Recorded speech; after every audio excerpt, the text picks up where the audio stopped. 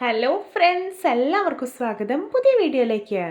ഇന്ന് ഞാൻ വന്നിട്ടുള്ളത് നമുക്ക് ഏത് നേരവും കഴിക്കാൻ പറ്റുന്ന വളരെ ടേസ്റ്റി ആയിട്ടുള്ള സോഫ്റ്റ് ആയിട്ടുള്ള റൈസ് ഫ്ലോർ പറാത്ത റെസിപ്പി ആയിട്ടാണ്. വീഡിയോ കണ്ടിട്ട് ഇഷ്ടപ്പെടുവാണെങ്കിൽ ലൈക്ക് ചെയ്യുക, ഷെയർ ചെയ്യുക, കമൻറ്റ് ചെയ്യുക, ചാനൽ സബ്സ്ക്രൈബ് ചെയ്യാനും മറക്കരുത്. അപ്പോൾ നമുക്ക് നേരെ വീഡിയോയിലോട്ട് പോകാം. ഞാൻ ഇവിടെ ഒരു പാൻ അടുപ്പത്ത് വെച്ചിട്ടുണ്ട്. അതിലോട്ട് 1.5 ടേബിൾ സ്പൂൺ ഓയിൽ ഒഴിച്ചു കൊടുക്കാം. ഇനി ഇതിലോട്ട് 1/2 ടീസ്പൂൺ കടുക് ഇട്ട് കൊടുക്കാം. കടുക് ഒന്ന് പൊട്ടിയിട്ട് വരുമ്പോൾ ഒരു വലിയ ഉള്ളി ചെറുതായിട്ട് അരിഞ്ഞിട്ട് കൊടുക്കാം. ഇനി ഇതിലോട്ട് ഒരു കഷ്ണം ഇഞ്ചി അരിഞ്ഞതും ഒരു പച്ചമുളക് അരിഞ്ഞും ഇട്ട് കൊടുക്കാം. എന്നിട്ട് ഇതെല്ലാം നല്ലപോലെ ഒന്ന് വഴറ്റിയെടുക്കാം. ഇനി ഇതിലോട്ട് ആവശ്യത്തിനുള്ള ഉപ്പ് കൂടി ഇട്ട് കൊടുക്കുന്നുണ്ട്. ഇപ്പോൾ ഇതാ ഉള്ളിയൊക്കെ അത്യാവശ്യം വഴന്നു വന്നിട്ടുണ്ട്. ഇനി ഇതിലോട്ട് ഒരു മീഡിയം സൈസ് ക്യാരറ്റ് ഗ്രേറ്റ് ചെയ്ത് ഇട്ട് കൊടുക്കാം. ഇതിലോട്ട് ഒരു പൊട്ടറ്റോ ഗ്രേറ്റ് ചെയ്ത കൂടി ഇട്ട് കൊടുക്കുന്നുണ്ട്. ഇനി ഇതിലോട്ട് കുറച്ച് കറിവേപ്പില അരിഞ്ഞതും മല്ലിയില അരിഞ്ഞും ഇട്ട് കൊടുക്കുന്നുണ്ട്. എന്നിട്ട് നല്ലപോലെ ഒന്ന് വഴറ്റിയെടുക്കാം. ഇതിലേക്ക് ഒട്ടും വെള്ളം ഒഴിക്കേണ്ട ആവശ്യമില്ല. ഈ വെജിറ്റബിൾസ് ഒക്കെ നന്നായി ഒന്ന് വഴന്ന് കിട്ടിയാൽ മതി. അപ്പോൾ ഇത് റെഡി ആയിട്ടുണ്ട്. ഇനി നമുക്ക് ഫ്ലെയിം ഓഫ് ആക്കിയിട്ട് ഇത് വാങ്ങി വയ്ക്കാം. പൊടി വാട്ടിയെടുക്കാൻ വേണ്ടിയിട്ട് ഞാനിവിടെ ഒരു പാൻ അടുപ്പത്ത് വെച്ചിട്ടുണ്ട്. അതിലോട്ട് 2.5 ഗ്ലാസ് വെള്ളം ഒഴിച്ചു കൊടുക്കാം. ഇനി ഇതിലോട്ട് ആവശ്യത്തിന് ഉപ്പിട്ട് കൊടുക്കാം.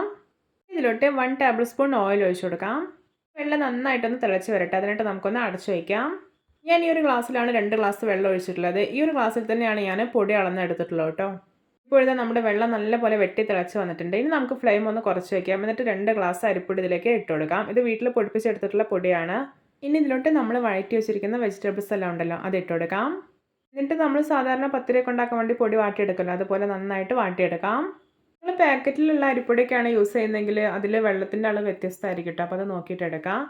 അപ്പോൾ പൊടി നന്നായിട്ട് വാട്ടിയെടുത്തിട്ടുണ്ട്. ഇനി നമുക്ക് ചൂടാറാൻ വേണ്ടിയിട്ട് ഒരു പാത്രത്തിലേക്ക് ഇട്ട് കൊടുക്കാം.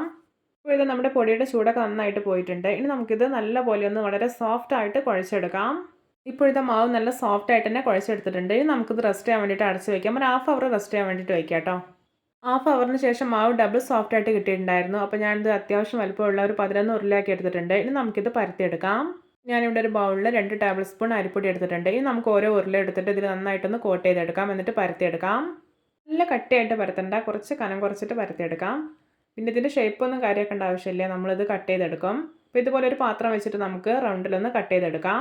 ഇപ്പോൾ ഇതാ നോമ്പുകാലം തുടങ്ങിയിരിക്കുകയാണല്ലോ. അപ്പോൾ എല്ലാവർക്കും വളരെ സിമ്പിളായിട്ട് ഉണ്ടാക്കിയെടുക്കാൻ പറ്റുന്ന നല്ല ടേസ്റ്റി ആയിട്ടുള്ളൊരു റെസിപ്പിയാണിത്. അപ്പോൾ എല്ലാവരുടെ പോലെ ഒന്ന് ഉണ്ടാക്കി നോക്കണേ. ഇനി നമുക്കിത് നല്ല ചൂടായിട്ടുള്ള തവയിലോട്ട് ഇട്ടിട്ട് ചുട്ടെടുക്കാം. തവയിലോട്ട് പറാത്ത ഇട്ട് കൊടുത്തതിന് ശേഷം ഒരു മീഡിയം ഫ്ലെയിമിൽ വെക്കണേ, അല്ലെങ്കിൽ പെട്ടെന്ന് കരിഞ്ഞു പോകും, ഉള്ളൊന്നും നന്നായിട്ട് കുക്കായി കിട്ടില്ല. നോക്കിയാൽ പറാത്ത പൊങ്ങി വരുന്നുണ്ടോ. ഇനി നമുക്കിത് തിരിച്ചു മറിച്ചിട്ടിട്ട് ചുട്ടെടുക്കാം. ഇനി ഒരു പറാത്ത നിങ്ങൾക്ക് വെജ് കുറുമ, അതുപോലെ ചിക്കൻ കറി, ഫിഷ് കറി ഇതിൻ്റെ കൂടെയൊക്കെ കഴിക്കാം കേട്ടോ. എന്തിൻ്റെ കൂടെയും ബെസ്റ്റ് കോമ്പിനേഷനാണ്. ഇപ്പോൾ ഇത് നമ്മുടെ രുചികരമായിട്ടുള്ള റൈസ് ഫ്ലോർ പറാത്ത റെഡി ആയിട്ടുണ്ട് കേട്ടോ. ഇനി നമുക്കിത് തവയിൽ നിന്ന് എടുത്തു മാറ്റാം. നോക്കിയാൽ നല്ല പെർഫെക്റ്റ് ആയിട്ട് തന്നെ റെഡി ആയിട്ടുണ്ട്. നിങ്ങൾക്കിത് കാണുമ്പോൾ തന്നെ മനസ്സിലാവുന്നില്ലേ, വളരെയേറെ സോഫ്റ്റ് ആയിട്ടാണ് ഇരിക്കുന്നത്. കഴിക്കാൻ നല്ല ടേസ്റ്റിയാണ്. പിന്നെ ഇത് നല്ല ചൂടുള്ള ചായക്കിപ്പം ചൂടോടെ തന്നെ കഴിക്കാൻ സൂപ്പർ ടേസ്റ്റിയാണ്. അപ്പോൾ എല്ലാവർക്കും എൻ്റെ റൈസ് ഫ്ലോർ പറാത്ത ഇഷ്ടപ്പെട്ടെന്ന് വിചാരിക്കുന്നു. നമുക്ക് ഇനിയും ഇതുപോലെയുള്ള വെറൈറ്റി വീഡിയോകളായി വീണ്ടും കണ്ടുമുട്ടാം. Okay, bye bye.